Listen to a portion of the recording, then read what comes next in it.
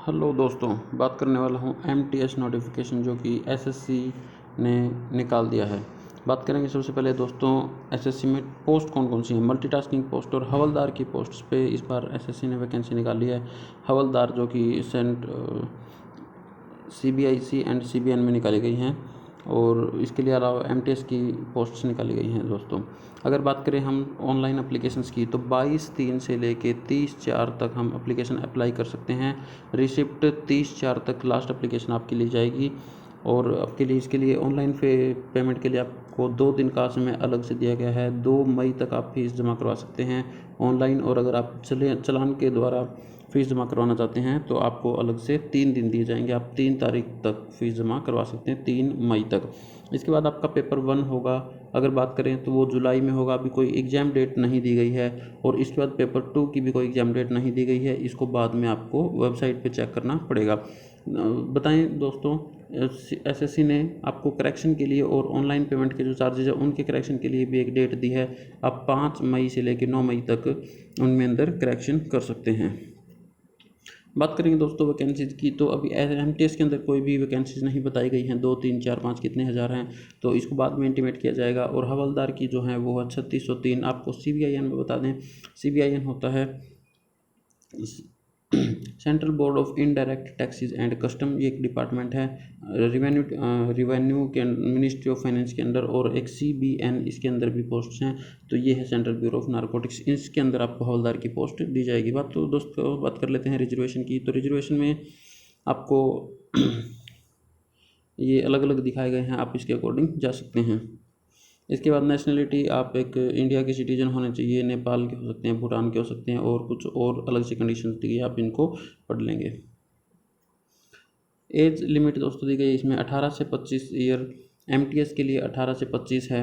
और हवलदार के लिए रिवेन्यू, अगर आप सीबीएन के अंदर लेना चाहते हैं तो आपकी एज ये रहेगी यहाँ पे। और अगर आप सीबीआईसी में हवलदार की पोस्ट के लिए सिलेक्ट किए जाते हो तो आपकी एज रहेगी 18 से 27। ठीक है, यानी कि 2/1/95 से 1/1/2024। इससे पहले ये डेट इंक्लूड है दोस्तों, इससे पहले की नहीं होनी चाहिए और इसके बाद का नहीं होना चाहिए। यानी कि 1/1/2004 का हो सकता है लेकिन इसके बाद का नहीं।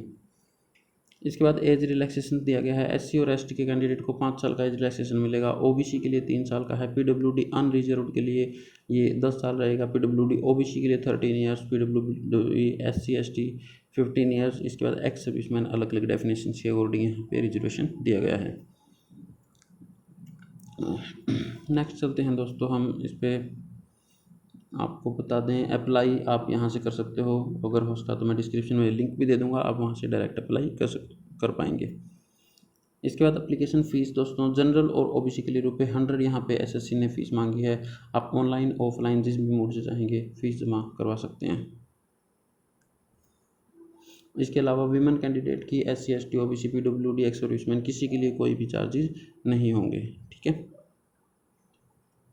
ये आपके एग्ज़ाम सेंटर दिए गए हैं ऑल इंडिया के लिए। यहाँ पे सब तरह से यहाँ पे आप देख पाएंगे, आप नोटिफिकेशन में देख सकते हैं।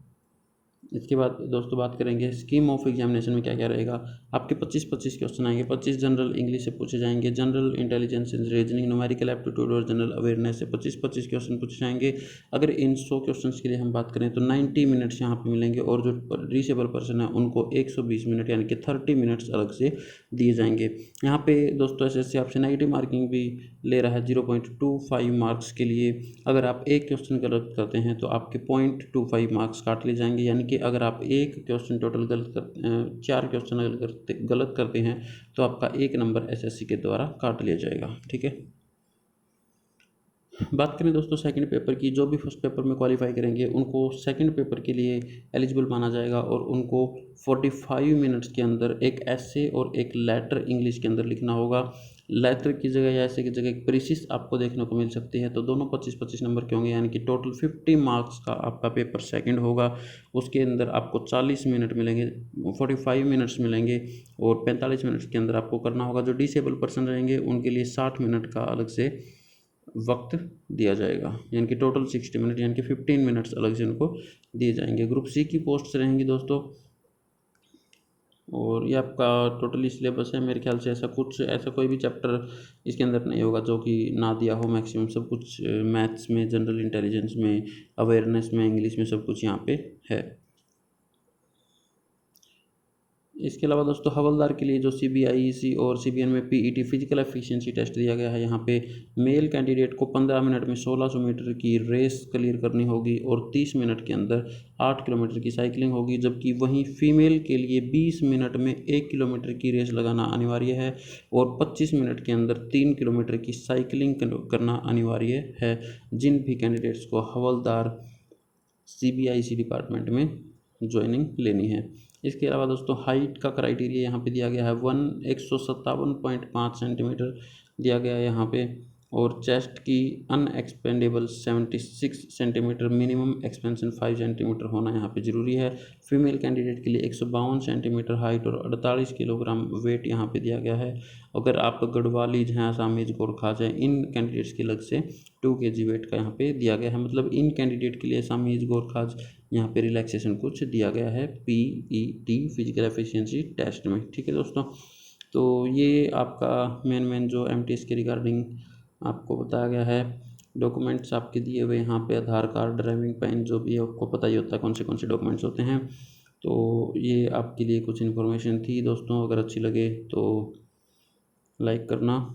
मिनिमम क्वालिफाइंग मार्क्स पेपर 1 यहाँ पे मोड्स ऑफ सिलेक्शन के लिए दिया हुआ कम से कम ज़रूरी होते हैं दोस्तों। ये आपका कोई कंफर्म नहीं होता है कि अगर आपने इतने मार्क्स ले लिए तो आपका पेपर 1 हो जाएगा। वो लास्ट में मेरिट के बेस पे लिया जाता है। जो भी टॉपर बच्चे होते हैं उनको सेकंड पेपर के लिए क्वालिफाई किया जाता है। ठीक है, तो ये कुछ इन्फॉर्मेशन थी जो कि आपसे शेयर करनी थी। तो यही है दोस्तों, आप देख सकते हो अगर नोटिफिकेशन फुल पे जाओगे तो यहाँ आपको दिखाया गया है कि कैसे कैसे फॉर्म फिल करना है। तो ये टोटल आपके लिए इन्फॉर्मेशन। ठीक है दोस्तों, धन्यवाद।